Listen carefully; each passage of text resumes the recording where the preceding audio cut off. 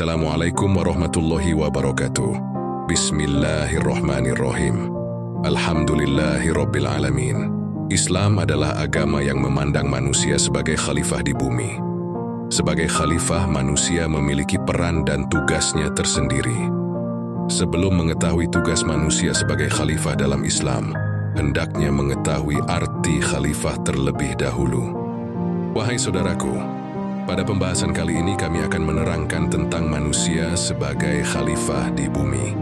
Tapi, sebelum kita melanjutkan pembahasan kali ini, dukung selalu channel ini dengan menekan tombol like, komen, dan subscribe, dan jangan lupa aktifkan tombol loncengnya agar tidak tertinggal pembahasan video-video menarik dari channel ini. Dan semoga yang menyaksikan channel ini selalu diberikan kesehatan, kegembiraan, dan keberkahan hidup di dunia dan akhirat. Amin ya Rabbal Alamin. Allah menciptakan manusia sebagai khalifah di bumi. Para pakar membagi arti khalifah menjadi dua bahagian. Khalifah itu sendiri berarti pengganti atau yang datang sesudah. Pada pemahaman pertama, manusia sebagai khalifah di bumi merupakan konsep dalam Islam yang menyatakan bahwa manusia adalah pengganti Allah Subhanahu wa Ta'ala untuk menjalankan hukum-hukumnya di bumi. Maka manusia diberi daya oleh Allah Subhanahu wa Ta'ala agar dapat mengelola alam raya ini sesuai dengan konsep yang dikehendaki Allah Subhanahu wa Ta'ala. Di sini manusia berfungsi sebagai khalifah Allah. Pengertian yang kedua, khalifah sebagai pengganti makhluk sebelum manusia. Sebelum manusia ada makhluk lain yang tidak mempunyai kesadaran tentang Tuhan, kesadaran tentang alam, kesadaran tentang lingkungan yang selalu membuat kerusakan di muka bumi ini. Nah, itu dipahami dari pertanyaan malaikat. Ketika Allah menyampaikan rencananya, para malaikat bertanya, "Apakah engkau hendak menjadikan khalifah di bumi itu makhluk yang akan membuat kerusakan dan menumpahkan darah? Padahal kami senantiasa bertasbih dengan memuji Engkau dan mensucikan Engkau." Seperti dalam firman-Nya, "Wa idh qala rabbuka lil malaikati inni ja'ilun fil ardi khalifah qalu ataj'alu fiha man yufsidu fiha wa yasfiku ad-dima'a wa nahnu nusabbihu bihamdika wa nuqaddisu laka Qala inni a'lamu ma la ta'lamun." Ingatlah ketika Tuhanmu berfirman kepada para malaikat, "Aku hendak menjadikan khalifah di bumi." Mereka berkata, "Apakah engkau hendak menjadikan orang yang merusak dan menumpahkan darah di sana, sedangkan kami bertasbih memujimu dan menyucikan namamu?" Dia berfirman, "Sesungguhnya aku mengetahui apa yang tidak kamu ketahui." Quran Surah Al-Baqarah ayat 30. Menurut paham yang kedua ini, ada makhluk lain sebelum manusia. Mereka senantiasa melakukan pengerusakan di bumi ini. Sebelum manusia diturunkan ke bumi sebagai khalifah, Allah memberi bekalnya terlebih dahulu. Bekal inilah yang harus digunakan dalam rangka menjalankan tugasnya sebagai khalifah. Tugasnya adalah merebut surga. Karena itu dia dipersilakan sebelum turun ke bumi untuk tinggal sementara melihat surga. Di surga ada kecukupan kebutuhan manusia. Seperti firman-Nya, "Sesungguhnya kamu tidak akan lapar di dalamnya dan tidak akan telanjang, dan sesungguhnya kamu tidak akan merasa dahaga dan tidak pula ditimpa panas matahari di dalamnya." Kemudian di surga digambarkan juga suasana kedamaian, seperti yang dinyatakan dalam surat Al-Waqi'ah ayat 25 dan 26. Mereka tidak mendengar perkataan yang sia-sia dan tidak pula perkataan yang menimbulkan dosa. Akan tetapi mereka mendengar ucapan salam. Di surga tidak ada dosa, tidak ada kezaliman, tidak ada kebohongan, tidak ada kemaksiatan. Ini berarti manusia yang ditugaskan sebagai khalifah di permukaan bumi ini menciptakan suasana seperti di surga, sehingga bayangan surga itu terwujud di bumi ini. Kecukupan sandang, pangan, papan, ketentraman, kedamaian, kesibukan, keharmonisan, dan manusia diberi potensi untuk itu. pada saat yang sama manusia juga dibekali bahwa di bumi juga ada musuh. Musuh itu adalah setan. Kalau kamu mengikuti langkah setan, maka kamu tidak akan dapat merebut surga, tetapi neraka. Pengalaman menghadapi musuh ini dialami juga oleh manusia, Adam. Bagaimana dia diperdaya setan sehingga ia sampai ke permukaan bumi ini.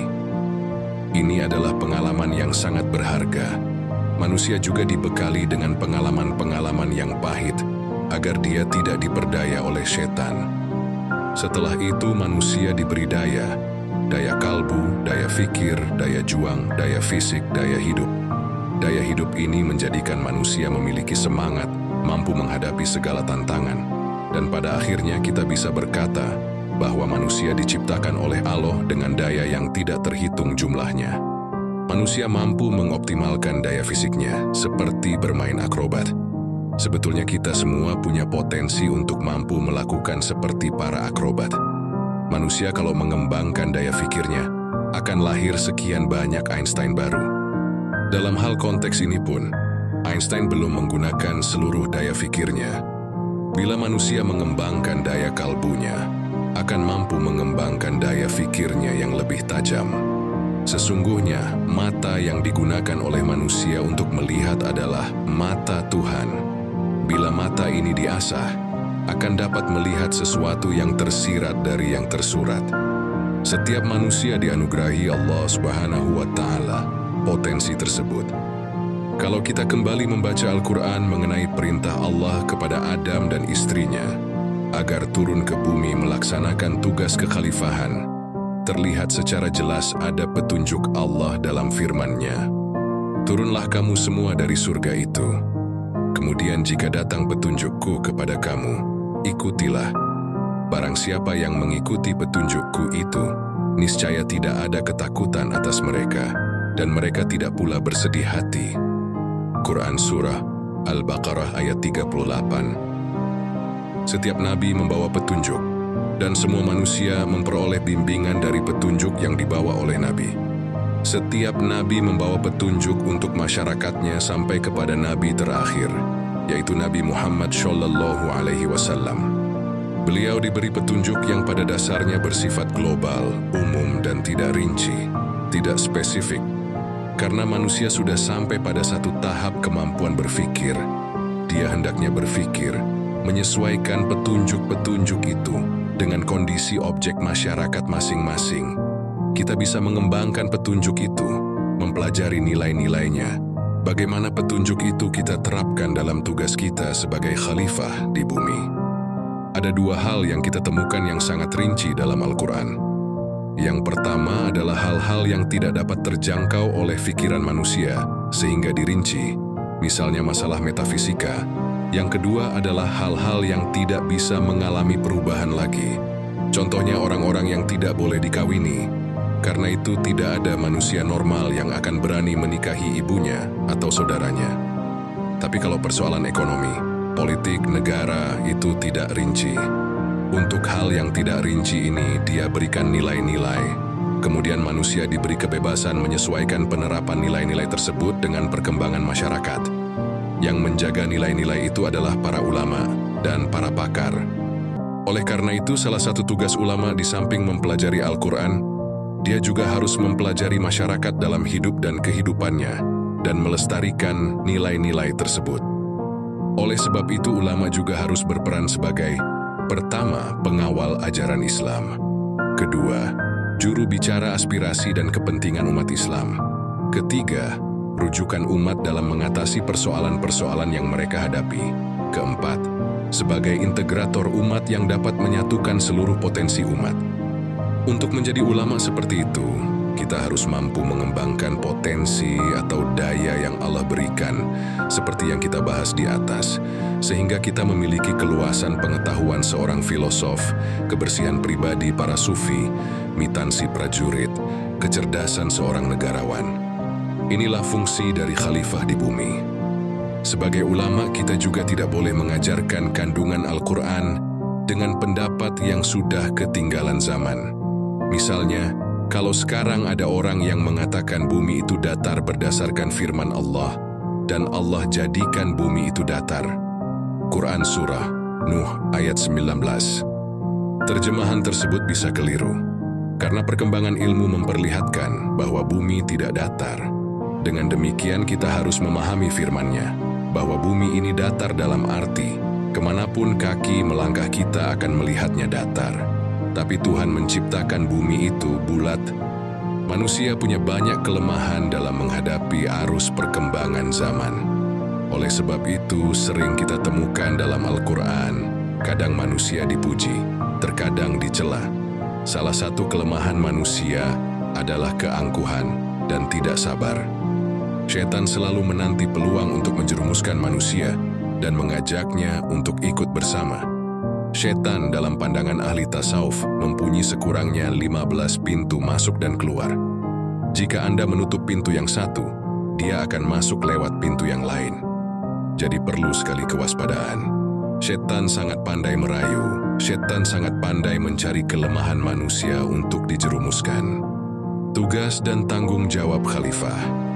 Menjaga keseimbangan alam. Sebagai khalifah, manusia diberikan tugas untuk menjaga keseimbangan alam semesta. Ini termasuk merawat ekosistem, melindungi lingkungan dari kerusakan, serta memastikan kelangsungan hidup berbagai spesies flora dan fauna. Kerusakan lingkungan seperti deforestasi, polusi, dan perubahan iklim adalah contoh pelanggaran terhadap amanah ini. Mengelola sumber daya alam secara bijaksana. Manusia diberi kekayaan alam yang melimpah, seperti air, udara, tanah, dan mineral.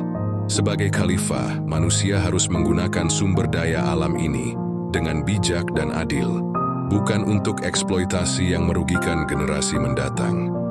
Pengelolaan yang adil juga mencakup distribusi sumber daya yang merata untuk kesejahteraan semua pihak. Menegakkan keadilan dan kesejahteraan. Tugas khalifah tidak hanya terbatas pada pengelolaan alam, tetapi juga meliputi tanggung jawab sosial terhadap sesama manusia. Keadilan sosial, penanggulangan kemiskinan, dan pemberdayaan ekonomi merupakan bagian dari upaya menjaga keharmonisan dalam masyarakat. Seorang khalifah harus bekerja untuk menciptakan masyarakat yang adil, sejahtera, dan harmonis. Menghormati hak semua makhluk hidup. Sebagai khalifah, manusia juga harus memperlakukan makhluk hidup lainnya dengan kasih sayang dan menghormati hak-hak mereka. Baik itu hewan, tumbuhan, maupun makhluk hidup lainnya, semuanya memiliki peran dalam menjaga keseimbangan alam. Manusia tidak boleh mengabaikan atau menyakiti mereka secara semena-mena. Bertanggung jawab terhadap generasi mendatang. Sebagai penerus kehidupan di bumi, manusia memiliki tanggung jawab untuk memastikan bahwa bumi tetap layak huni untuk generasi mendatang. Ini mencakup upaya-upaya pelestarian alam, pengelolaan sumber daya secara berkelanjutan, serta perbaikan kualitas hidup bagi anak cucu kita. Khalifah dalam perspektif aksi nyata, dalam kehidupan sehari-hari, penerapan konsep khalifah dapat diwujudkan dalam berbagai aspek.